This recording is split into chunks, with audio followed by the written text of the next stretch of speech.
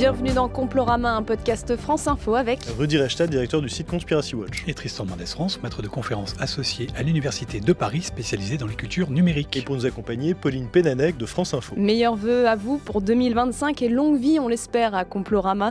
Et pour ce nouvel épisode, partons en Allemagne où Elon Musk est accusé d'ingérence dans la campagne électorale en soutenant l'AfD, le parti d'extrême droite. À quelques semaines des élections fédérales du 23 février, le complotisme gagne du terrain outre-Rhin et cela ne date pas d'hier. De l'influence d'Elon Musk aux théories sur la pandémie de Covid-19 en passant par les mouvements d'extrême droite et les Reichsbürger, quelle est l'emprise du complotisme contemporain sur l'opinion publique allemande? Le complotisme en Allemagne à l'aube des élections, c'est l'épisode 80 de Complorama. Steinmeier's speech contains a dangerous warning. Le discours de M. Steinmeier contient un avertissement dangereux. Il établit une équivalence avec les élections en Roumanie, qui ont été récemment annulées après la victoire des partis de droite, sous le prétexte qu'il y a eu ingérence électorale et que les élections ont été manipulées de l'extérieur. Et selon M. Steinmeier, ce type d'interférence électorale est actuellement observé sur X, notamment en raison du soutien d'Elon Musk à l'AfD. Qu'essaie-t-il de nous dire ? Il n'est pas encore tout à fait prêt à le dire à haute voix, mais il en est très proche. Il faut lire entre les lignes. Il nous menace d'annuler les élections allemandes s'il peut prouver que l'AfD a été poussée à la victoire par des ingérences étrangères sur X. Extrait d'une vidéo postée par l'influenceuse allemande Naomi Seibt, c'était le 31 décembre dernier. Elle explique dans cette vidéo que l'Allemagne veut annuler les élections à venir si elles sont favorables à l'AfD à cause d'influence sur le réseau social X. Alors Tristan, ce n'est pas n'importe qui Naomi Seibt. Oui, c'est vraiment une figure montante de la complosphère allemande et une militante active du parti d'extrême droite AfD. C'est une influenceuse qui relaye vraiment de nombreuses théories complotistes. Elle a relayé des contenus QAnon, par exemple. Elle est climato-dénialiste, elle est covido-sceptique. Mais elle a aussi été identifiée par ceux qui la suivent en Allemagne comme une suprémaciste blanche anti-musulman. Alors, ce qui est notable avec cette figure, c'est qu'elle a vraiment réussi à agréger autour d'elle des centaines de milliers d'abonnés sur ses réseaux, et particulièrement sur X, où elle a bénéficié d'un relais absolument phénoménal de Elon Musk lui-même, auprès de ses 210 millions d'abonnés, le 20 décembre dernier, et qui a permis à cette influenceuse de cumuler près de 51 millions de vues sur une des vidéos que Musk justement partageait. Et j'ajoute aussi de façon un peu plus marginale qu'elle a été aussi relayée par des figures complotistes d'extrême droite françaises, comme Florian Philippot, le 2 janvier dernier, donc c'est tout récent, et Florian Philippot qui a quand même près d'un demi-million d'abonnés sur X, qui n'est pas rien. Bref, elle est devenue en quelques mois une figure vraiment centrale de la complosphère allemande, essentiellement grâce à Musk. Et dans le sonore qu'on vient d'entendre à l'instant, elle ajoute à son corpus complotiste, si on veut, le complotisme électoral, en suggérant que le chancelier allemand pourrait annuler les prochaines élections en février si elles lui sont défavorables. Naomi Seibt affirme donc à ses 357 000 abonnés sur X, on l'a dit, que l'Allemagne veut annuler les élections législatives à cause de l'influence d'Elon Musk. Elle parle de l'annulation des élections en Roumanie. C'est quoi cette affaire, Rudy ? C'est surtout un épouvantail qui est agité par la complosphère depuis ce qui s'est passé en Roumanie le mois dernier, c'est-à-dire lorsque la sincérité du scrutin présidentiel a été entachée par des opérations documentées d'ingérence russe et annulées par la Cour constitutionnelle roumaine. Il faut dire que les nouvelles élections auront lieu d'ici quelques semaines, donc il ne s'agit pas d'instaurer une dictature en Roumanie. Et ce qu'il faut ajouter, c'est que la Cour constitutionnelle, elle a annulé les élections sur la base de documents déclassifiés du renseignement national roumain qui montraient une opération étrangère d'envergure pour s'ingérer vraiment dans la démocratie roumaine en poussant le candidat nationaliste qui est à la fois populiste, anti-vax, pro-Kremlin, un dénommé Călin Georgescu, ingénieur, admirateur de Donald Trump, de Viktor Orban également, et un complotiste assumé. Alors au moment où on enregistre cet épisode, le milliardaire Elon Musk a annoncé faire un space sur X jeudi 9 janvier avec Alice Weidel. C'est la présidente de l'AfD. Peut-on parler d'ingérence étrangère, Rudy ? Alors d'abord, c'est le droit le plus strict d'Elon Musk de soutenir qui il veut et de le faire savoir, même s'il n'est pas allemand. Le problème ici, c'est qu'on n'a pas affaire à un simple particulier ou à une célébrité qui apporterait son soutien à un camp proche de ses idées. Musk, il est intégré à la nouvelle administration Trump qui va se mettre en place dans quelques jours. On a en plus l'utilisation d'une plateforme telle que X, avec ce qu'elle représente, c'est-à-dire une agora mondiale où se joue quand même une partie du débat public de démocratie, qu'on le veuille ou non, pour en faire de cette agora une machine de guerre politico-idéologique et promouvoir au passage des thèses complotistes. Voilà le problème. Mais quand même, je distinguerai ce que fait Musk ici et les opérations d'ingérence souveraine hostile menées par des États autoritaires comme la Russie, avec tous les moyens dont ils disposent, les fermatrolles, etc. Il me semble que ce n'est pas tout à fait de même nature. Qu'en pense-t-on en Allemagne? J'ai posé la question à Sébastien Baer, c'est le correspondant de Radio France à Berlin. Si je m'en réfère aux discussions que j'ai eues il y a quelques jours avec les Allemands dans la rue, tous, sans exception, étaient choqués vraiment par ces interventions d'Elon Musk dans la campagne électorale. Ils étaient vraiment, même pour certains, sidérés. Ils comprennent absolument pas ce qu'Elon Musk a comme intérêt à venir comme ça interagir avec la campagne politique allemande. Même si certains prennent leur distance avec Elon Musk, ils disent qu'il ne faut pas écouter ce que le milliardaire et conseiller de Trump a à dire sur la campagne électorale allemande.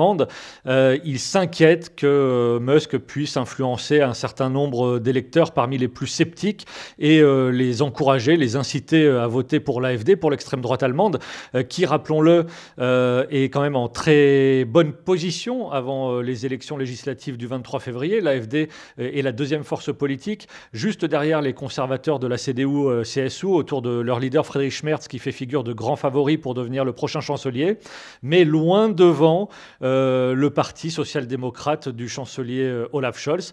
C'est donc une interférence qui inquiète ici, qui étonne, et c'est peut-être ça le plus surprenant. Elle inquiète parce que peu de gens comprennent cette ingérence d'Elon Musk dans la campagne. Tristan, concernant l'AfD, est-ce que c'est un parti marqué par le complotisme ? Oui, et ça date pas vraiment d'hier. L'AfD, ses militants relayent depuis le début, enfin ça fait partie de leur corpus idéologique, des théories complotistes liées au grand remplacement, au climat, au Covid ou sur la guerre en Ukraine, du fait de leur position pro-russe classique, d'ailleurs dans les milieux d'extrême droite. Et pour être tout à fait précis, selon une étude publiée par la fondation Konrad Adenauer en 2020, les théories complotistes, notamment celles qui affirment que les puissances secrètes contrôleraient le monde, trouvent un écho très significatif chez les partisans de l'AfD spécifiquement. Chez les électeurs de l'AfD, 27% d'entre eux sont absolument convaincus que cette théorie est certainement vraie. Si on ajoute ceux qui la jugent probablement vraie, ce chiffre grimpe à 56%. Donc plus de la moitié des électeurs de l'AfD croient au moins à une théorie complotiste, ce qui est vraiment très significatif. Et plus largement, Rudy, en Allemagne, est-ce qu'on a des chiffres sur le conspirationnisme ? Oui, on a des chiffres issus d'une enquête YouGov de l'été 2020 qui nous montre que sur certains sujets, comme les attentats du 11 septembre, l'idée que le gouvernement américain est impliqué dans les attentats, eh bien, les Allemands sont un peu plus complotistes que les Français. 27% des Allemands souscrivent à cette idée-là, contre 20% des Français. Il y a des sujets sur lesquels ils sont un peu moins conspirationnistes que les Français. C'est par exemple l'idée que les effets nocifs des vaccins sont cachés au public. 31% des Allemands contre 38% des Français. 11% des Allemands pensent que le sida est une invention humaine qui a été propagée dans le monde délibérément. Et puis, il y a des sujets sur lesquels on est assez raccord des deux côtés du Rhin. 16% des Allemands pensent que le réchauffement climatique est un hoax. 12% d'entre eux pensent que les Américains n'ont pas vraiment posé le pied sur la Lune en 1969. Donc on va dire qu'on est sur des pays assez proches en termes d'imprégnation de l'imaginaire complotiste. Est-ce qu'il y a des figures notables, importantes dans le complotisme ? Oui, il y a un complotisme d'avant Internet, la figure notamment de Jan Udo Holé, qui est l'auteur d'un document qui a été diffusé de manière internationale, traduit dans beaucoup de langues, y compris en français, qui s'appelle le Livre jaune numéro 5, qui est une ressoussée des protocoles des sages de Sion, en fait, avec des références antisémites évidentes, totalement complotiste. Enfin, c'est vraiment un ouvrage majeur de la culture complotiste contemporaine. Mais ça, c'était avant Internet. Avec le début d'Internet, dans les années 2000, on avait des figures comme Gerhard Wisniewski ou Andreas von Bülow qui ont notamment beaucoup traité la question du terrorisme fabriqué, du 11 septembre, l'idée que le 11 septembre était un complot interne américain. Et puis, on ne peut pas ne pas évoquer la figure de Helga Zepp Larouche, qui est en fait l'épouse de Lyndon LaRouche, grande figure du complotisme américain, et qui est la représentante en Allemagne du mouvement larouchiste, notamment des instituts Schiller. C'est un groupe un peu politico-sectaire qui explique que tout part d'un grand complot britannique, de la finance britannique, qui explique que la reine d'Angleterre, notamment, était au centre d'un grand complot universel depuis des décennies, etc. Donc voilà, elle existe toujours, et il y a un réseau larouchiste en Allemagne puissant.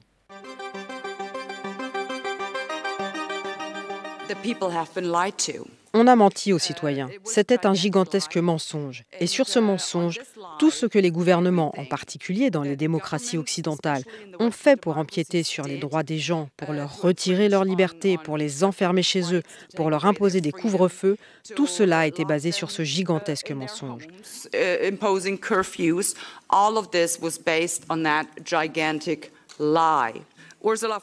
Le président de la Commission européenne est aujourd'hui soumis à une forte pression, à juste titre. Les citoyens ont le droit de savoir ce qui s'est passé dans ces contrats avec son échange de SMS avec le PDG de Pfizer, Albert Bourla. Les citoyens ont besoin de savoir qui ils peuvent tenir pour responsable de ce qui s'est passé en coulisses.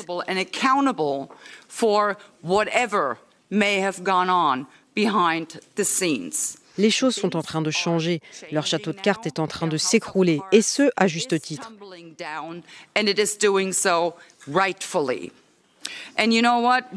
Et vous savez quoi? Encore une chose.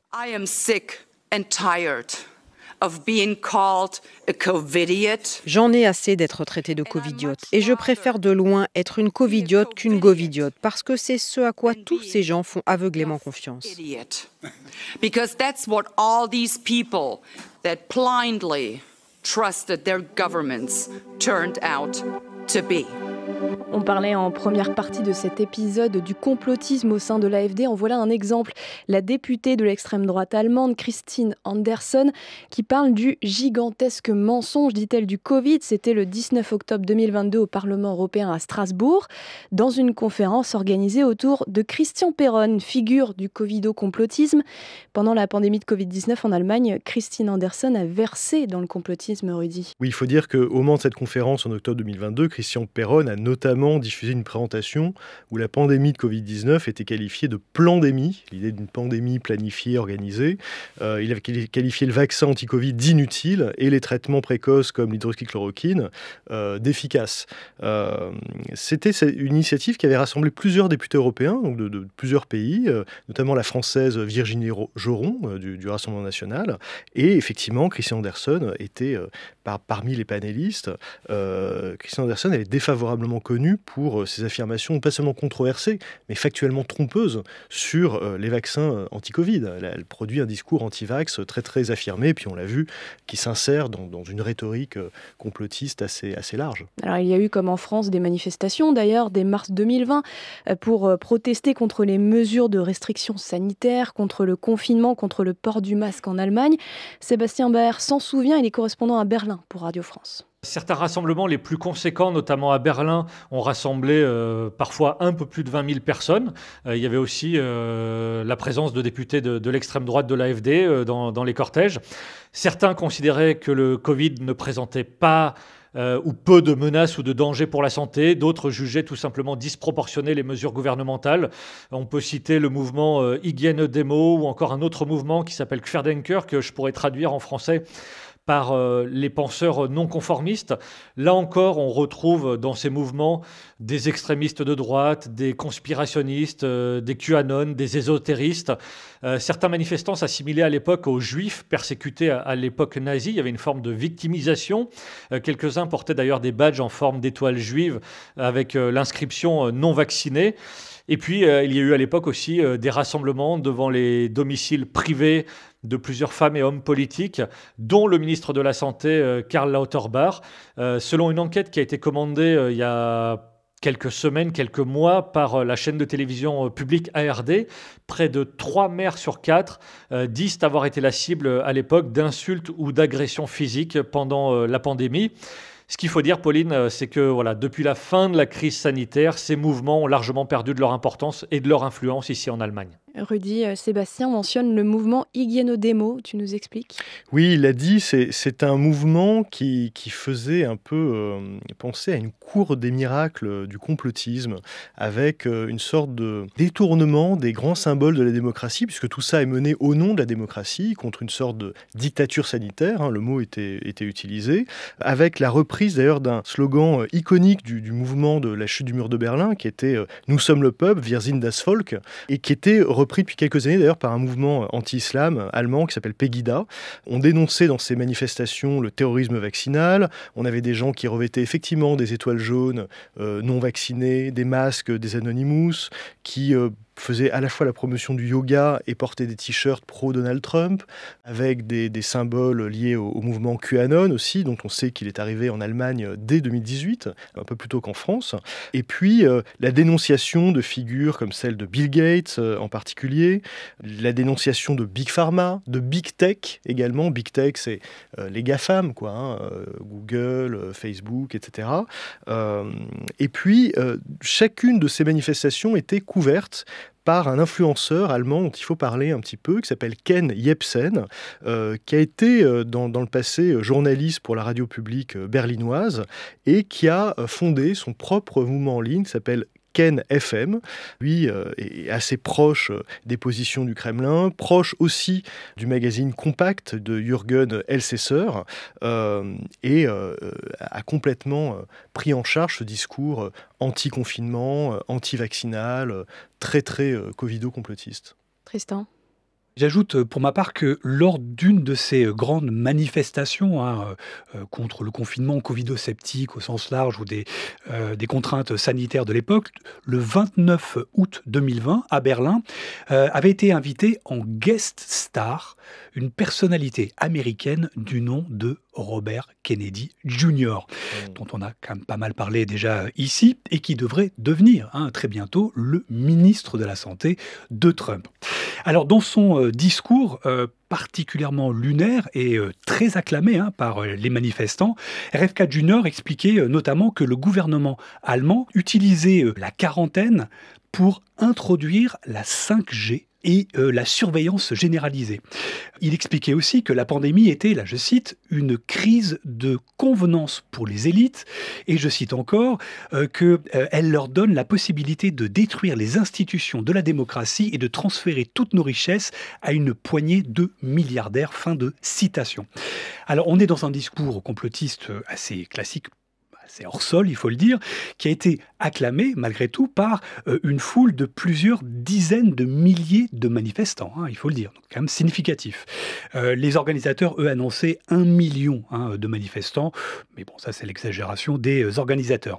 Et je note aussi que durant cette manifestation, la police avait été contrainte d'arrêter presque 300 individus violents, notamment certains qui avaient tenté de s'approcher et de pénétrer le Parlement allemand, le Reichstag.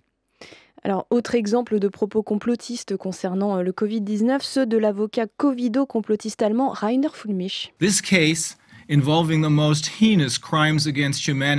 Cette affaire impliquant les crimes les plus odieux contre l'humanité, commis sous couvert d'une pandémie de coronavirus à l'échelle mondiale, ne semble compliquée qu'à première vue. Mais lorsque vous rassemblez toutes ces pièces, toutes ces petites pièces du puzzle, comme nous le ferons pour vous, avec l'aide de nombreux experts renommés et d'autres témoins au cours de cette procédure, vous constaterez 4 séries de faits. Premièrement, il n'y a pas de pandémie de corona, mais seulement une pandémie de tests PCR, alimentée par une opération psychologique élaborée, destinée à créer un état de panique constant au sein de la population mondiale. Cet agenda a été planifié de longue date et il a finalement échoué. Rudy, tu nous rappelles qui est Rainer Füllmich ? Oui, Rainer Füllmich, c'est vraiment une personnalité centrale de la complosphère anti-Covid allemande, mais pas seulement allemande, internationale. Il s'est fait connaître en lançant notamment des procédures contre les soi-disant responsables de cette pandémie qui, selon lui, est planifiée, qui est un prétexte pour suspendre les libertés, etc., où il vise les scientifiques, les politiques, l'OMS, Bill Gates, etc. Il leur demande de payer, d'être jugés. C'est lui qui a notamment lancé l'idée d'un Nuremberg 2.0 pour juger les soi-disant responsables de la crise, mais c'est aussi quelqu'un qui est convaincu d'escroquerie, qui a cherché à fuir au Mexique, qui en a été expulsé, qui est jugé en Allemagne pour avoir détourné des centaines de milliers d'euros issus de cagnottes faites pour normalement porter plainte contre tous les gens qu'il accuse d'être derrière la crise. C'est pas rien de parler de Nuremberg. Nuremberg, historiquement, le procès de Nuremberg, qui s'est tenu en 1945, à l'issue de la Seconde Guerre mondiale, il avait pour but de juger les dignitaires nazis accusés de crimes contre l'humanité, c'est-à-dire des criminels. Une majorité d'accusés avait d'ailleurs été condamnés à mort, donc ça n'est pas rien. Quand on agite ce thème de Nuremberg 2.0, ce qu'on veut dire, c'est qu'on veut châtier violemment les responsables putatifs de la crise. Par ailleurs, on a parlé de Călin Georgescu, le fameux candidat nationaliste roumain au début de cet épisode. Eh bien, ils sont très amis avec Rainer Füllmich, ils le disent. Georgescu, il a été par exemple l'invité d'une web TV conspirationniste allemande, qui s'appelle Beetle TV, en décembre dernier, il y a quelques jours. Et il a de nouveau apporté son soutien à Rainer Füllmich, qui décrit comme un très très bon ami, un héros qui a sauvé des millions de vies. Complètement lunaire, mais voilà, pour dire à quel point les complosphères européennes sont quand même interdépendantes et interpénétrées. Tristan ? Oui, je note pour ma part le succès absolument fou du terme Nuremberg 2.0, qui a eu un succès, tu le disais, mais absolument planétaire. Il a été récupéré par quasiment toutes les communautés complotistes possibles et imaginables, avec toujours cet espoir d'un grand soir judiciaire où seraient jugés tous les responsables des vaccins du Covid, de Bill Gates à Fauci, comme tu disais tout à l'heure, en passant par tous les dirigeants progressistes de la planète. Mais ce qui est absolument vertigineux, c'est à quel point Rainer Füllmich est devenu un véritable martyr international de la complosphère internationale.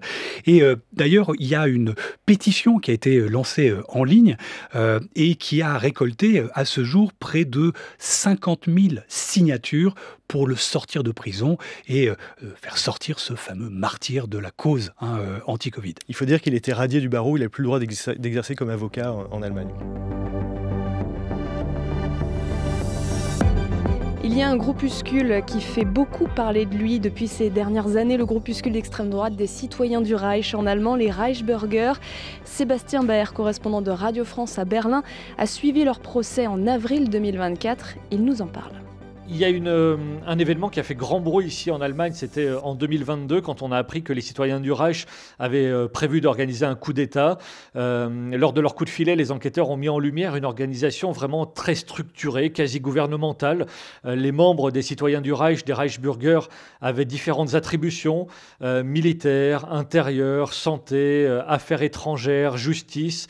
Ils organisaient régulièrement des réunions, ils avaient recruté du personnel militaire, ils avaient acheté des équipements, ils s'entraînaient au tir. Ils avaient, quand les enquêteurs ont mené leur coup de filet, un arsenal de presque 400 armes à feu, des armes blanches, presque 150 000 munitions.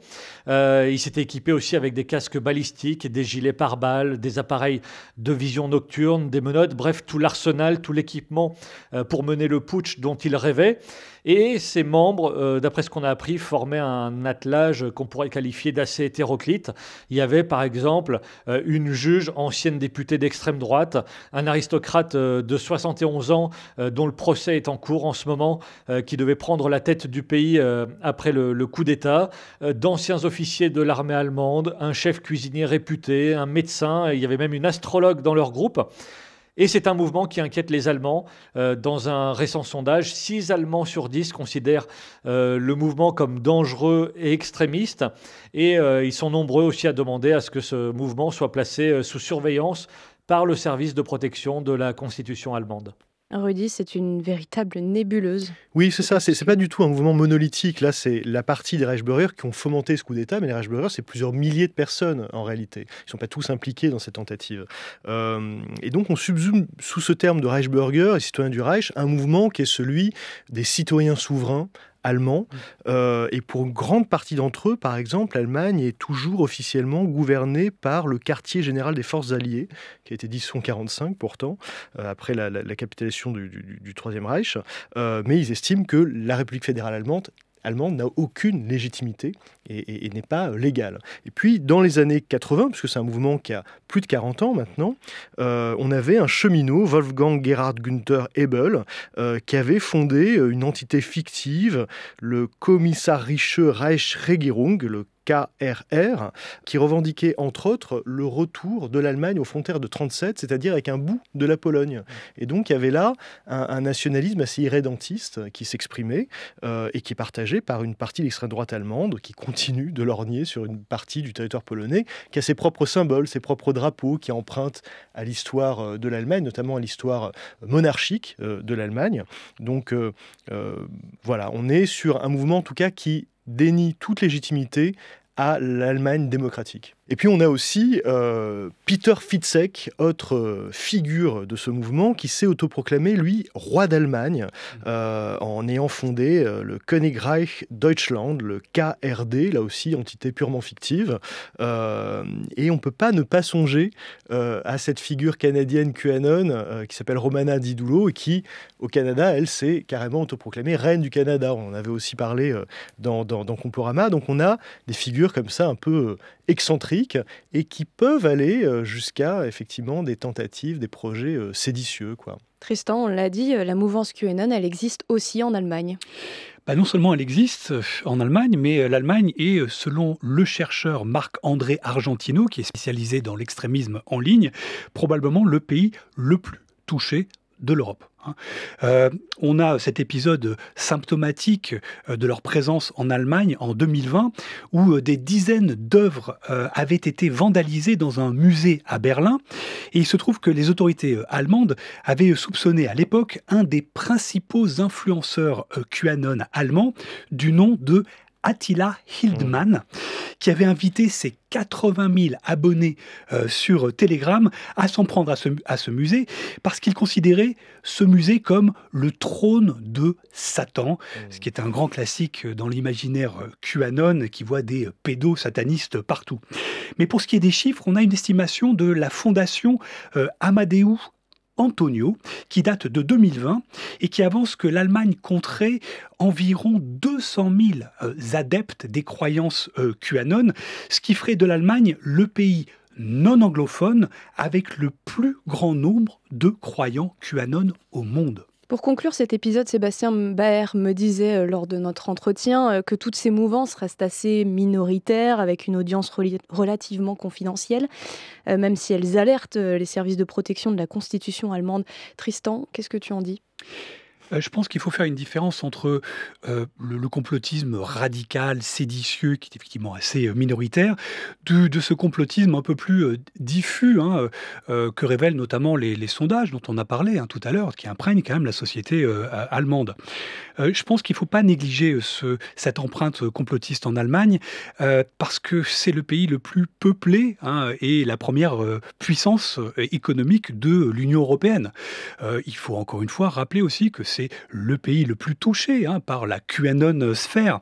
Et je pense que cette situation, cet état de fait est d'autant plus inquiétant que l'Allemagne est dans une grande instabilité politique et économique aujourd'hui et que l'extrême droite complotiste semble avoir le vent en poupe. Et tout ça, c'est une dynamique qui reste très porteuse pour la complosphère allemande. Moi, ce qui me frappe, c'est la similarité des enjeux politiques des deux côtés du Rhin, avec un national-populisme très fort, très dynamique, au port du pouvoir, qui s'alimente, qui se nourrit d'un complotisme polymorphe, qui va emprunter aussi bien à des thématiques de droite, conservatrices, qu'à des thématiques de gauche, assez populistes, et qui abîme au fond la démocratie au nom d'une conception alternative, en fait, de la démocratie telle qu'on la connaît, la démocratie libérale, pluraliste.